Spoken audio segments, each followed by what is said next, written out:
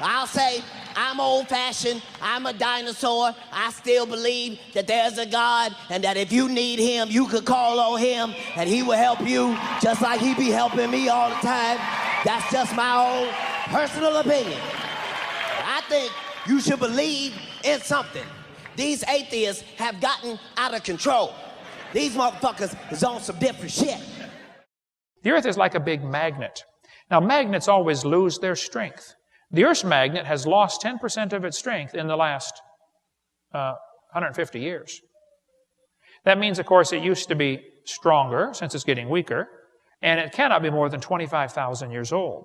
Just the Earth's magnetic field decline limits it to less than 25,000 years, and that also means carbon dating can't work. I'll give you a few examples here. The lower leg of a mammoth dated 15,000 years old, but the skin was 21,000. One part of a mammoth is 29,000 years old. Another part's 44,000. You talk about a slow birth. The textbooks will say, well, yes, the magnetic field's getting weaker, but that's because it's reversing, okay? It's a pattern of reversals. No, there are no magnetic reversals in the magnetic field at the bottom of the ocean. This is all part of another theory called Pangea. How many have ever heard of Pangea before? That all the continents used to fit together. Well, I bet they didn't tell you they shrank Africa nearly 40% to make them fit, did they? Did they tell you they took out all of Mexico and Central America? And they don't tell you what I think ought to be obvious to a kindergartner. Did you know, if you take the water out of the oceans, you will notice there is dirt underneath. People say, Hovind, do you think the continents were ever connected? I say, well, what do you mean they're still connected? I mean, like right now, it's just the low places are full of water, that's all. What do you mean, were they connected? Hello, they're still connected. The Sahara Desert has what's called a prevailing wind pattern. The wind almost always blows the same way. This creates a serious problem. The hot air comes off the desert, kills the trees next door, and that area becomes desert. The process is called desertification. You can read about it in an earth science book. Sahara Desert has been studied very carefully. They did a long study on this and said, you know what, folks, the Sahara Desert is probably about 4,000 years old. That's when it started growing. Egypt used to be fertile land all over the place. Okay, well then I have a question. If the earth is millions of years old, why don't we have a bigger desert someplace? Why would the biggest desert on the planet be less than 4,000 years old? Well, I have a theory about that. Now here's my theory. I believe about 6,000 years ago, God created everything. 4,400 years ago, there was a flood. Now, it's pretty hard to have a desert under a flood. So the desert couldn't start growing until the flood water went down. So I predict, based on the Bible, the biggest desert in the world will be less than 4,400 years old. It is. Wow, maybe the Bible's right. Motherfucking atheists done got out of hand. Now they want to tell us what the fuck we believe. I mean, you believe in God, so that means you don't believe in science. What the fuck is you talking about? Motherfucker, I prayed to God before every science test. I don't know what the fuck you talking about. Jesus was in my class, you son of a... When they drill into the ground, sometimes they hit oil. The oil's under incredible pressure in some places, up to 20,000 pounds per square inch. It'll come squirting up out of the ground like a big zit. 20,000 psi. Well, the guys who study the rocks on top of the oil say, it just can't handle that pressure for more than about 10,000 years. I know the weight of rock supplies pressure, but the pressure in the well is greater than the weight of overburden. They say it should have cracked the rock and leaked off in less than 10,000 years. Okay. Well, then now I've got two questions. Where did the oil come from? And why is it still under pressure? Well, most scientists agree that oil comes from organisms that are squished. They're changed by heat and pressure into oil. Sinclair has the dinosaur as their logo. They say dinosaurs turned to oil. Yes, boys and girls, they mellowed for 80 million years. I don't think so. I have a theory about the oil. Now, here's my theory, okay? I believe about 6,000 years ago, God created everything. 4,400 years ago, there was a flood, okay? In that flood, lots of critters and people drowned. They got buried by the gravel and the rocks and the mud and the sand, and it got pretty heavy after a while, and it squished them into oil. So the oil's down there today from the people and animals that drowned in that flood. Which means if you stop and think about that, you drove over here tonight. on some of your ancestors. Well, Noah's uncles anyway.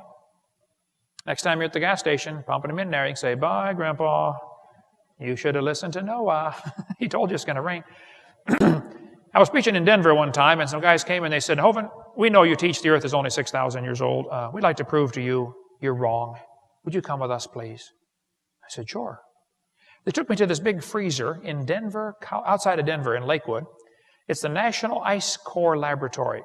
36 below zero in there. They put this big suit on me, big hat, big gloves, big boots. I was freezing in 5 seconds when I walked in there. I got Florida blood, it's real thin. They said, "Hovind, we go to Greenland and we drill holes through the ice. And we take this big pipe, we drill it down in, and we bring this ice core out of the middle of the pipe, and we save it in this big freezer here in Lakewood, Colorado. We have 10 ice cores stored in this freezer." They said, they took me over and showed me one of the ice cores. They said, "You see these rings on here? It looks like tree rings, dark, light, dark, light." I said, "Oh yeah, it's real clear." They said, "Well, what happens in the summer, the snow melts a little bit, and then it refreezes and makes clear ice. Shows up dark on the picture. In the winter, the snow just packs. It doesn't get a chance to melt. And so it shows up as a white layer. So these layers represent summer, winter, summer, winter, summer, winter, summer, winter." They said, "Now the deepest hole we've ever drilled is 10,000 feet deep. And we counted these ice rings, and there were 135,000 of them. And now you're going around telling everybody the earth is 6,000 years old. We can prove it's at least 135,000. I said, "Fellas, aren't you assuming those are annual rings?" See, they didn't know about the Lost Squadron, apparently. But in World War II, some airplanes ran out of gas and landed in Greenland. Has anybody ever heard of the Lost Squadron? Okay, it's been on TV a bunch of times. Well, the airplanes got left there, 1942. They went on and fought the war. Everybody forgot about them until a rich millionaire from Kentucky got a brilliant idea. Go find those airplanes and bring them home. He went there looking for the airplanes. They had to use ground-penetrating radar to penetrate the ice, and they located the planes. They melted a hole to get down to a P-38. It was 263 feet below the surface. They melted this hole down to get to the plane, took the plane apart, and brought the pieces back up through the hole and put it back together in Middleborough, Kentucky. Well, the planes were in the ice for 48 years. They were 263 feet down. That's 5.5 feet a year. Now, the deepest hole they've ever drilled is 10,000 feet. You divide that by 5.5, you get 1,800 years. I know deeper layers get squished, called glacial firn, so really 4,000 years is plenty of time to put all the ice at the North and South Pole. So why isn't there more ice at the North and South Pole? I visited the museum and saw the guy who dug out the airplane. His name is Bob Cardin. I said, "Bob, when you went down to get to that airplane, did you go through ice rings?" He said, "Oh yeah, many hundreds of them." I said, "Now wait a minute. How can there be hundreds of ice rings in 48 years? Shouldn't there be somewhere around 48? He said, "Who told you those are annual layers?" He said, "That doesn't represent summer, winter, summer, winter. It represents warm, cold, warm, cold, warm, cold. You can get 5 of those in 1 week in Knoxville, can't you?" Yeah.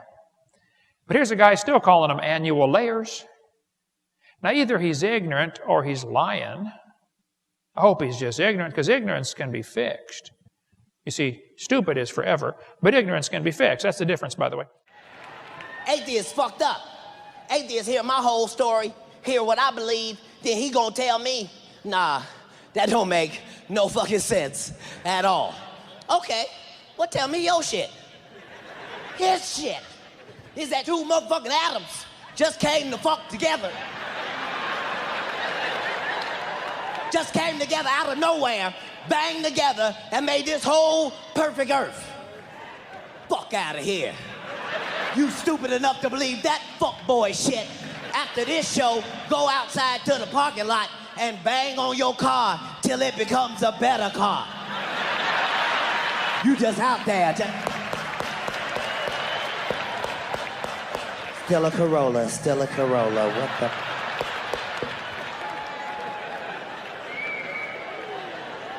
Fucking atheist. His shit don't make no motherfucking sense neither.